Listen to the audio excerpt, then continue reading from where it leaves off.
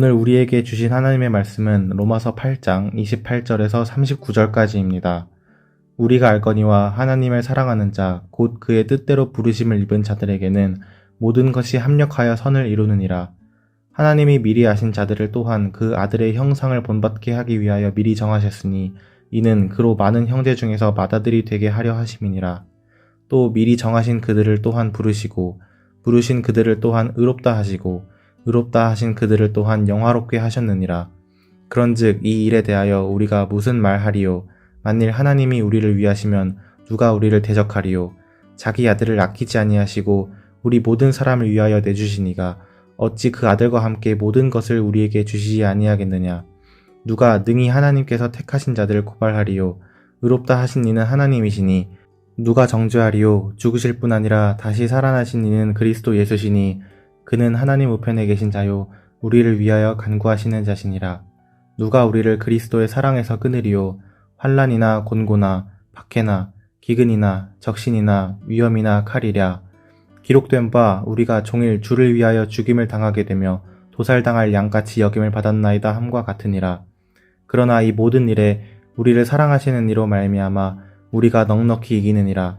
내가 확신하노니 사망이나 생명이나 천사들이나 권세자들이나 현재일이나 장래일이나 능력이나 높음이나 깊음이나 다른 어떤 피조물이라도 우리를 우리 주 그리스도 예수 안에 있는 하나님의 사랑에서 끊을 수 없으리라. 아멘. 오늘도 구원의 감사와 감격 속에서 복된 하루 보내시는 모든 성도님들 되길 진심으로 기도합니다. 오늘 본문 28절입니다. 우리가 알거니와 하나님을 사랑하는 자 곧 그의 뜻대로 부르심을 입은 자들에게는 모든 것이 합력하여 선을 이루느니라. 이 말씀을 좋아하는 분들이 많은데 아마도 그 이유는 성도들에게는 좋은 일만 일어난다는 뜻으로 생각하기에 그런 것 같습니다. 그래서 기대했던 대로 좋은 결과가 찾아오지 않으면 이상하다, 분명 합력하여 선을 이룬다고 하셨는데 하면서 실망하고 좌절하고 때론 신앙이 삐뚤어지는 사람들도 있습니다. 성도인 우리에게는 장래에 대한 확실한 소망과 영광이 이미 약속으로 주어졌지만 그것을 경험하기까지 이 땅에서의 성도의 삶은 고난의 연속입니다. 그래서 성도는 현실에 대한 고난과 미래에 대한 기다림 사이에서 늘 진통할 수밖에 없습니다. 약속된 소망과 영광을 붙잡고 현재의 고난을 인내하며 살아가야 하는데 그것을 알면서도 그것을 분명 믿으면서도 고난으로 인해 찾아오는 고통이 극복되지 않고 오히려 그 고통으로 인해 몸과 마음도 약해집니다. 나아가 하나님께 대한 원망과 불평이 점점 커지면서 하나님의 존재에 대해 의심까지 갖게 됩니다. 그렇다면 이 말씀에 담긴 진정한 의미는 무엇일까요? 한마디로 성도들에게는 좋은 일만 생긴다는 것이 아니라 성도들에게는 고난이 없다는 것이 아니라 고난이 좀처럼 해결되지 않고 오히려 점점 더 미궁 속으로 빠져들어가고 있음에도 불구하고 그 깊은 고난 속에서도 영과 육의 고통을 인내하며 이겨나가게 되는 것, 이것이 바로 모든 것이 합력하여 선을 이룬다는 의미입니다. 그리고 그 이유와 근거는 연약한 성도인 우리 쪽에 있는 것이 아니라 전적으로 성삼위 하나님께 있음을 바울은 확신에 차서 설명합니다. 먼저 모든 것이 합력하여 선을 이룰 수 있는 확실한 근거는 28절에서 말씀하듯이 성도는 하나님의 뜻대로 부르심을 입은 자이기 때문입니다. 이 말씀을 좀 더 자세하게 풀어놓은 것이 29절 30절인데 하나님이 미리 아신 자들을 또한 그 아들의 형상을 본받게 하기 위하여 미리 정하셨으니 이는 그로 많은 형제 중에서 맏아들이 되게 하려 하심이니라. 또 미리 정하신 그들을 또한 부르시고 부르신 그들을 또한 의롭다 하시고 의롭다 하신 그들을 또한 영화롭게 하셨느니라. 나은 사람이 성도가 되기까지 하나님은 창세 전에 미리 나를 아시고 미리 정하시고 때가 되매 나를 부르시고 의롭다 칭해 주시고 주님이 다시 오실 때 완성될 영화까지 계획해 놓으셨습니다.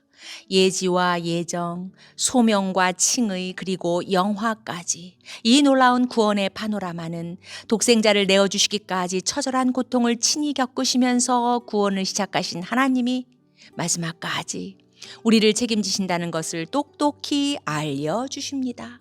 그래서 구원은 우리의 힘으로 되는 것이 아니라 처음부터 끝까지 전적인 하나님의 사역이십니다.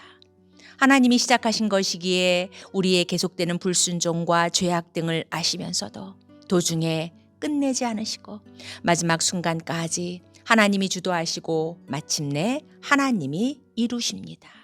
그래서 성도는 마침내 모든 것이 합력하여 선을 이루는 삶을 살게 되는 것입니다. 그래서 성도인 우리는 하나님이 이루어 가실 이토록 놀랍고 완벽한 구원 작품을 분명히 믿고 바라보며 현재의 고난과 고통을 인내하며 이겨나갈 수 있게 됩니다.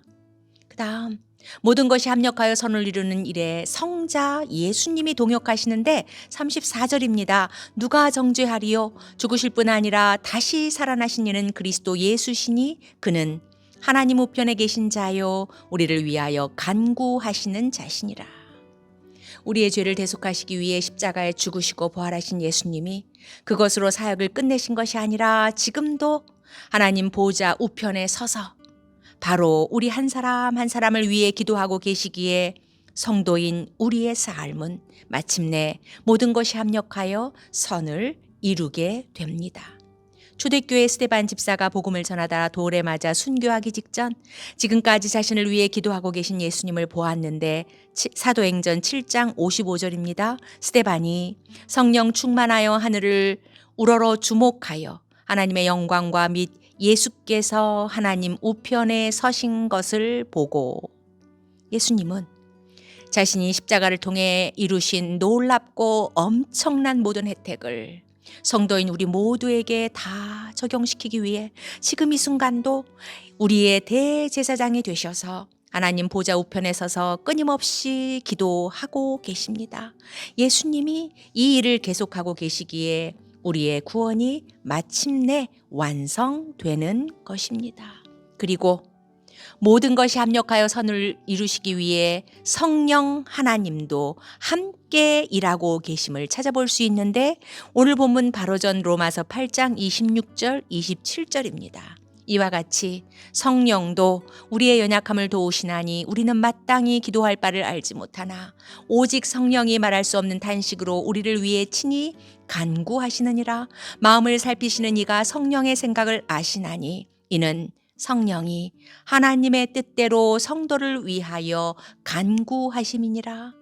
오직 은혜로 구원은 받았지만 성도인 우리는 무지함과 공허함, 약점과 실패, 그리고 세속주의와 이기주의, 언행, 불일치 등 여러 가지 연약함 때문에 늘 고민하며 씨름하고 있습니다. 그런데 이런 부족함과 연약함 가운데서 씨름하며 넘어지고 때론 자빠지는 우리를 결코 홀로 내버려 두지 않으시고 우리 안에 이미 내주하고 계신 성령님이 쉼없이 탄식하고 계신다는 것입니다.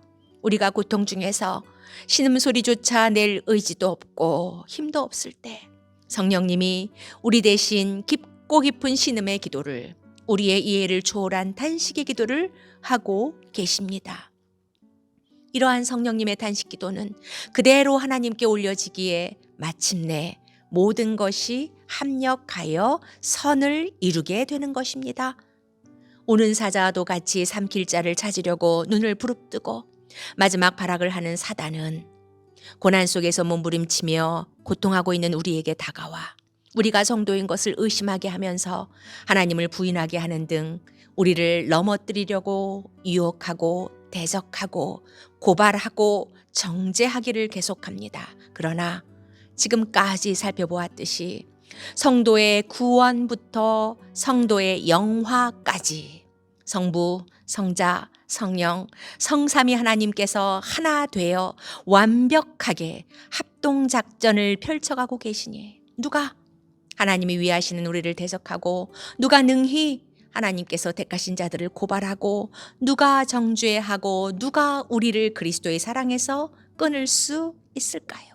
38절 39절입니다. 내가 확신하노니 사망이나 생명이나 천사들이나 권세자들이나 현재일이나 장래일이나 능력이나 높음이나 깊음이나 다른 어떤 피조물이라도 우리를 우리 주 그리스도 예수 안에 있는 하나님의 사랑에서 끊을 수 없으리라. 아들이 제수, 삼수, 아니 사수까지 하는 고통의 때에도 하나님의 일하심을 확실히 믿기에 낙심 가운데에서도 결코 좌절하지 않고 최선을 다한 진짜 듬직한 아들과 집사님, 권사님의 부부의 얼굴이 새삼 떠오릅니다. 암이라는 청천벽력 같은 고난 속에서 신음하며 기도할 때 지금까지 아내의 손, 엄마의 손에 끌려 나오던 남편과 두 딸이 이제는 스스로 예배의 자리로 나아가고 있으니 지금의 환란이 오히려 감사하다며 눈물로 고백하는 집사님을 만났습니다. 단지 책임자라는 그 하나의 이유로 모든 불법과 불의를 대신 짊어질 수밖에 없어 사면 초가의 억울함 속에서 오직 눈을 들어 하늘만을 바라보며 울부짖어 씨름하던 우리 집사님 부부의 믿음을 함께 지켜보았습니다. 그래서 우리 안에서 구원을 시작하신 하나님은 우리가 영화에 이르는 마지막 순간까지 성도의 삶의 모든 과정을 세밀하게 간섭하시고 책임지신다는 사실에 다시금 아멘 했습니다. 그리고 하나님 보좌 우편에 서서 기도하시는 예수님의 계속되는 중보와 우리 안에서 탄식하시는 성령님의 그치지 않은 신음의 기도가 있기에 성도의 일생에 끊임없이 찾아오는 고난과 고통의 모든 것이 합력하여 마침내 선을 이루는 것은 너무도 확실한 것임을 더욱더 분명하게 깨달았습니다. 이렇게 성도인 우리는 우리 안에 구원을 시작하신 성삼위 하나님의 절대 주권 속에서 우리의 구원이 이루어져 가고 있다는 진리를 굳게 붙잡고 그 믿음 위에 견고하게 서야 합니다. 그래서 마침내 모든 것이 합력하여 선을 이루실 그날을 소망하면서 지금 당면한 고난 속에서도 그리고 앞으로 찾아올지도 모를 이해할 수 없는 또 다른 고통 속에서도 끝까지 인내하며 힘을 다해 살아가는 저와 사랑하는 모든 성도님들이 되기를 간절히 기도합니다. 시편 23편 4절입니다. 내가 사망의 음침한 골짜기로 다닐지라도 해를 두려워하지 않을 것은 주께서 나와 함께 하심이라. 아멘.